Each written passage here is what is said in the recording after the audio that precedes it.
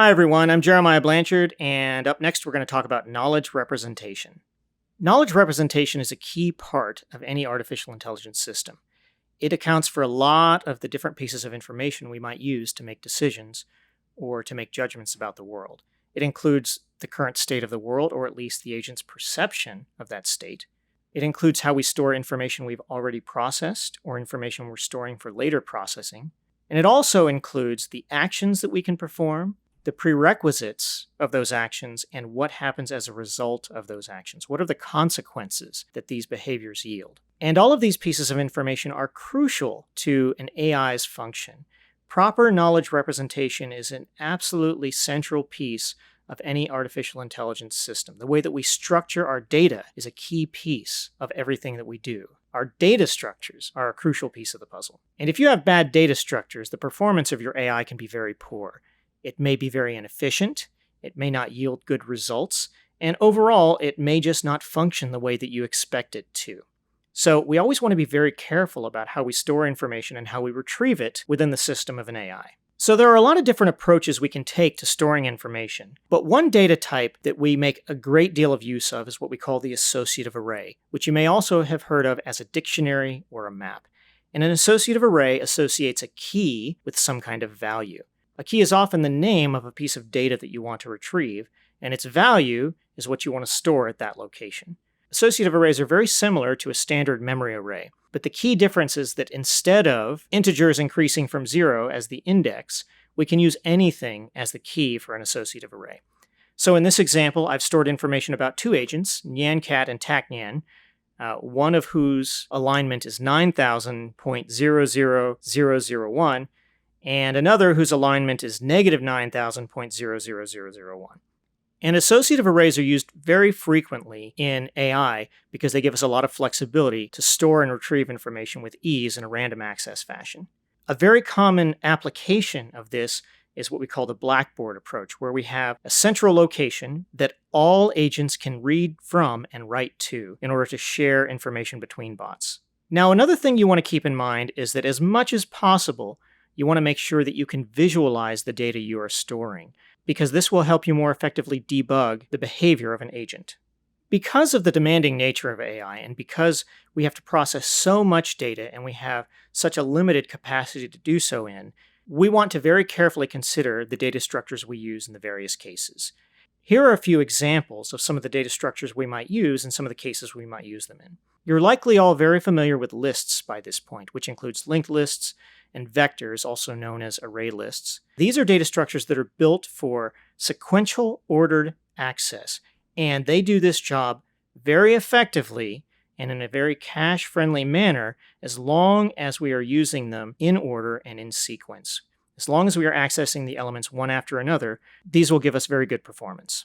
Map-type data structures, which are key-value pairs, also known as associative arrays, which we mentioned before, can be implemented using a tree-based approach or a hash table approach. And these give us random access to values dependent on a specific key. Sets are implemented in a very similar way, except they have only keys and no values. These are most effectively used to check for containment or a true-false value.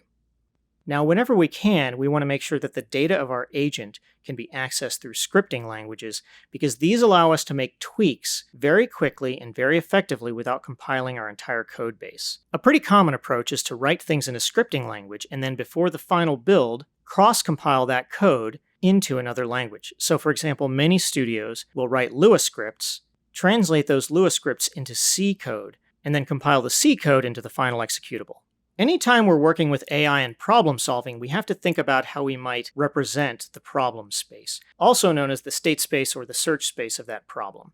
The state space of a problem is the set of all possible states we can reach from the starting point. Some important aspects of the problem space that we need to consider are as follows. We have to decide if the problem space is discrete or continuous.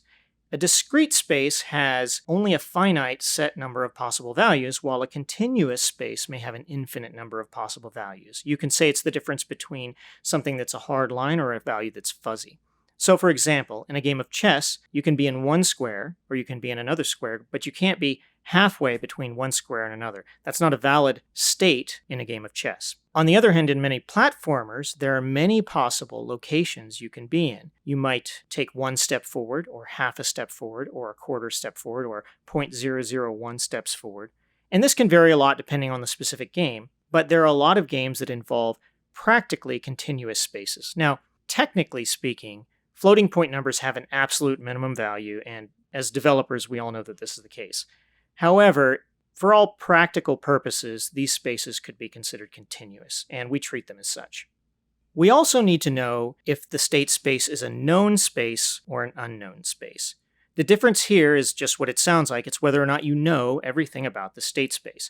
In a game of checkers, you can see the entire board. You know where all the pieces are. On the other hand, if you're playing a game of poker, there's a lot of unknown information. You don't know what your opponent's cards are. And whether or not a problem space is known or unknown is going to impact how you try to solve it. And we need to determine if the state space is static or dynamic. A static space, by definition, does not change while the player is making a decision. If you're playing a game of Monopoly, while you are making your decision about what to do, other players cannot make decisions that interfere with your decision-making process. On the other hand, if you're playing an RTS, the state of the game may change while you're planning a path. And that's the difference between a static and a dynamic state space. Now, as a caveat, there are many cases where the state space is technically dynamic, but we treat it as if it were static because this reduces the complexity of the problem and makes it manageable. For certain types of state spaces, those state spaces which are known, which we have all of the information about, we can build a search graph in advance of the search in order to make the data access more efficient and to make it so that it goes more quickly. This approach is most commonly used in the case of path planning. In this particular example, we have 4 different types of tiles, and we're going to build a search graph on top of those tiles to speed up the search later. And our tiles have what we call terrain weights, and the terrain weight dictates how hard it is to traverse a specific tile. In our case, we have a tile with a terrain weight of 1, which is the easiest to traverse through, a terrain weight of 2, which is the light gray, which is slightly more difficult to traverse, and a terrain weight of 3, these are the dark gray tiles, which are the most difficult to traverse. And finally, we have tiles with a terrain weight of 0, which cannot be navigated. They are obstacle tiles. When we go to build a search graph, there are 2 main parts to the puzzle. We need to build search nodes around each of the destinations, and we also need to build edges, which are how we get from one tile to the next. Each of these edges has a cost, and that cost is dictated by 2 factors: the distance between the 2 tiles and the terrain weight. When we multiply these 2 values together, we will get a cost, which we can calculate once and store in the graph. And this will save us time in searching for adjacent tiles. It will save us time in calculating costs, and ultimately it will save us time in performing the search as a result. So let's consider the case where we wanted to plan a path from the tile with the green dot to the tile with the red dot. In this case, our first action might take us 1 step to the right. Traveling to this tile is a distance of 1, and the terrain weight at our destination is also 1. If we multiply these together, we get a value of 1. Our next step may take us again to the right, where the distance is 1, but now the terrain weight of our destination is 2. The terrain weight of the new tile is 2, and as a result, we multiply 1 by 2, and we get a value of 2. If we next step diagonally, our distance is going to change. Instead of being a distance of 1, if we use the distance formula to calculate this, we're going to get a distance of the square root of 2, or about 1.4. The terrain weight at our destination is still 1, so when we multiply these values, we get 1.4. Our final 2 steps will take us down, and each of these steps is a distance of 1 and a terrain weight of 1. If we add all of these values together, we'll get something around 6.4. When we look at how we might represent a search graph, this gives us the opportunity to look at 2 different ways to represent the same data using different data structures that have very different results.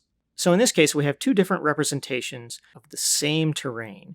This terrain has 3 separate search nodes surrounding a wavy pool, and we can assume that the space outside of the pool has a terrain weight of 1. Going through the pool, because we'd have to pass through water, is going to be a terrain weight of 10. So it's much more expensive to wade through water with your clothes on than it is to walk around the pool on the concrete. So all three of our search nodes, A, B, and C, exist outside of the pool. Our first example uses an implicit edge model. And what that means is that we do not have any explicit edge data structure. Instead, the edges are implied from the existing data. In this particular model, each search node is going to store information about the tile, and it's also going to have a list of other search nodes that can be reached from this tile, which we call the edges. For example, search node A has search nodes B and C in its list of edges. If we consider the possible paths to go from A to C in this particular scenario, the first path we might consider is going from A to B to C. In this approach, we first calculate the distance between A and B using the distance formula, which turns out to be 2, and then we multiply it by the terrain weight at B, which is 1. This gives us 2 times 1, which is 2.